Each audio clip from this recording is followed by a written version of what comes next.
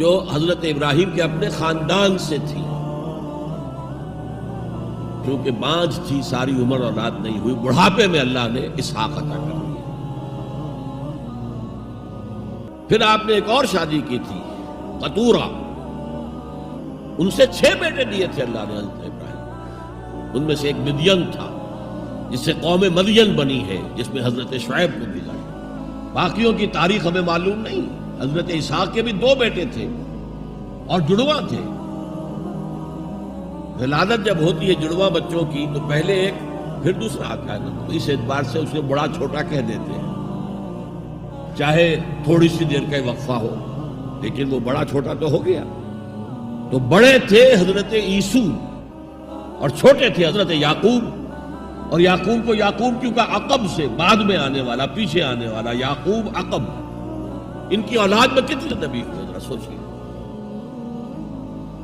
تو پہلی نسبت اللہ کے خلیل، دوسری نسبت سینکڑوں نبیوں کے والد جد امجد، اور تیسری نسبت انی جاعلک للناس اماما، امامت الناس کے اوپر فائز کیا۔ لیکن کیا آپ کے ذریعے سے کوئی نظام قائم ہوا، کوئی اسلامی ریاست قائم ہوئی؟ نہیں۔ کیا حضرت موسیٰ کے ذریعے سے ہوئی؟ حضرت موسیٰ وہ ہے جن کا ذکر قرآن میں ہم کہیں گے، یہ اگرچہ نام لے کر حضور کا تذکرہ بہت کم ہوا ہے قرآن میں، زیادہ نہیں، لیکن ظاہر بات ہے قرآن مجید تو حضور کی سیرت ہی بن جاتی ہے ایک طرح سے۔ غزوہ انفال کیا ہے؟ سورۃ انفال غزوہ بدر کا چیپٹر ہے۔ آل عمران کی 60 آیات جو 120 سے 180 تک وہ کیا ہے؟ غزوہ احد ہے۔ تو حضور کا تو ذکر سب سے زیادہ ہے، لیکن حضور کے بعد سب سے زیادہ ذکر 555 آیات قرآن کی حضرت موسیٰ کے بارے میں، 6500 کل آیات ہیں، ان میں سے 555 1/13th part of Quran consists of تذکرہ of حضرت موسیٰ علیہ السلام۔ ان کے ذریعے حکومت قائم ہوئی۔ آ گئے تھے قریب 6 لاکھ بنی اسرائیل کو لے کر نکلے تھے مصر سے۔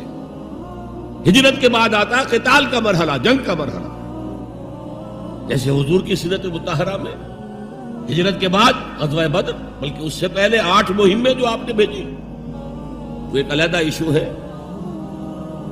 وہاں ہجرت کے بعد جب جنگ کا مرحلہ آیا، پوری قوم نے کوڑا جواب دے دیا، فَذْهَبْ أَنْتَ وَرَبُّكَ فَقَاتِلَا إِنَّا هَاهُنَا قَاعِدُونَ۔ جاؤ موسیٰ تم اور تمہارا رب جاؤ، اور پہلے فلسطین میں جو آباد ہے انہیں نکال کے باہر کر دو، پھر ہم داخل ہوں گے، ورنہ ہم تو یہاں بیٹھے ہیں، زمین جنبت نہ جنبت گل محمد۔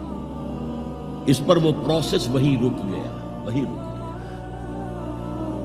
جبکہ حضور کو اللہ نے وہ صحابہ دیے۔ غزوہ بدر سے پہلے ایک مشورہ کیا حضور نے صحابہ سے، دیکھو ایک لشکر آ رہا ہے جنوب سے، مکہ جنوب میں تھا مدینے سے، کیل کانٹے سے لیس ہے، لشکر ہے بڑا۔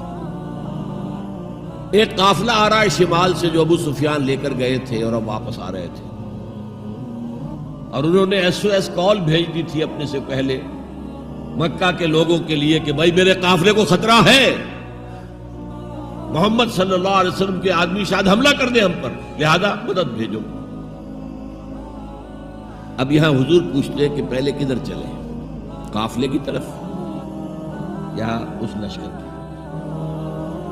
کچھ لوگ، ظاہر بات ہے کہ مدینے کے تمام جو صاحب ایمان تھے، مکے سے جو آئے تھے وہ بڑی بھٹیوں میں سے گزر کر آئے تھے، بڑی آزمائشوں میں سے گزر کر آئے تھے، بڑی سختیاں جھیل کر آئے تھے، لہذا وہ بہت گہرے تھے ایمان میں، بہت پختہ تھے۔ مدینے والوں کو تو ایسی کوئی قربانی دینی نہیں پڑی، پورا قبیلہ ایمان لے آیا، لہذا وہاں کچھ نہ کچھ کچے لوگ بھی تھے ہم جیسے۔ وہ کہا جی چلیے ذرا قافلے کی طرف چلیے، 30 یا 50 آدمی سنا ہے کہ ان کے ساتھ ہیں، وہ حافظ، اور مال بہت ہے، ہمیں بہت مال مل جائے گا، اور نمبر 2 یہ کہ ہمارے پاس تو ہتھیار بھی نہیں ہے، ہم ان کے ہتھیار تو لے لیں گے کم سے کم، پھر لشکر سے لڑیں گے۔ اللہ کا فیصلہ کچھ اور تھا۔ اب آپ لوگوں سے کہہ رہے ہیں مجھے مشورہ دو، مجھے مشورہ دو، مجھے مشورہ دو۔ ابو بکر صدیق کھڑے ہو کر تقریر کر رہے ہیں، حضور جو آپ کا حکم ہم حاضر ہیں، آپ فرمائیے۔ حضرت عمر نے تقریر کی، آپ فرمائیے جو آپ کا حکم ہو ہم حاضر ہیں۔ حضرت مقداد ابن الاسود کھڑے ہوئے رضی اللہ تعالی عنہ، حضور ہمیں موسیٰ کے ساتھیوں پر قیاس نہ کیجئے جنہوں نے کہہ دیا تھا فَاذْهَبْ أَنْتَ وَرَبُّكَ فَقَاتِلَا إِنَّا هَاهُنَا قَاعِدُونَ۔ ہم موسیٰ کے ساتھی نہیں ہیں، محمد کے صحابی ہیں صلی اللہ علیہ وسلم، جو آپ کا ارادہ ہو بسم اللہ کیجئے۔ کیا عجب کہ اللہ تعالی ہمارے ذریعے آپ کی آنکھوں کو ٹھنڈک عطا فرمائے۔ یہ تو میں نے صرف اس واقعے کے حوالے سے سنایا ہے واقعہ۔ وہاں کیا تھا؟ 6 لاکھ تھے افراد یہود، ان میں بوڑھے بھی تھے، بچے بھی تھے، عورتیں بھی تھیں۔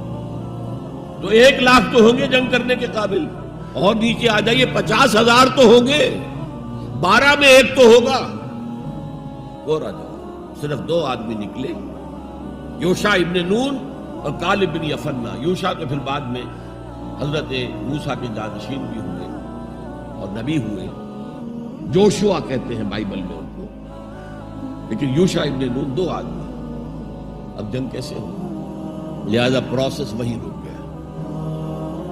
حضرت موسیٰ علیہ السلام کے ہاتھوں کو اسلامی حکومت، اسلامی ریاست قائم نہیں ہو سکی۔ حضرت عیسیٰ کا تو سوال ہی نہیں، 3 سال آپ نے دعوت دی ہے اور یہودی علماء جو ہیں جان کے ان کے دشمن بن گئے۔ انہیں سب سے پہلے تو ولد الزنا کہا گیا، حضرت مریم پر تہمت لگائی گئی زنا کی، اور پھر یہ کہ ان کو جادوگر کہا گیا۔ یہ معجزے کیا دکھا رہا ہے؟ یہ تو شیطان بعلزبول جو ہے اس کی مدد سے دکھا رہا ہے۔ یہ سارے شعبدے ہیں، جادو ہے، اور جادو کفر ہے، لہذا یہ کافر ہو گیا، مرتد ہو گیا، ایسے سولی چڑھا دو۔ تو نظام کیا قائم ہونا تھا، ریاست کیا قائم ہونی تھی؟ عیسائیوں کے مطابق، یہودیوں کے مطابق تو سولی چڑھ گئے۔ عیسائیوں کے مطابق ہے کہ بعد میں اتار لیا گیا اور ایک جگہ رکھا گیا، تو وہاں پھر زندہ ہو کر پھر آسمان پر اٹھ گئے۔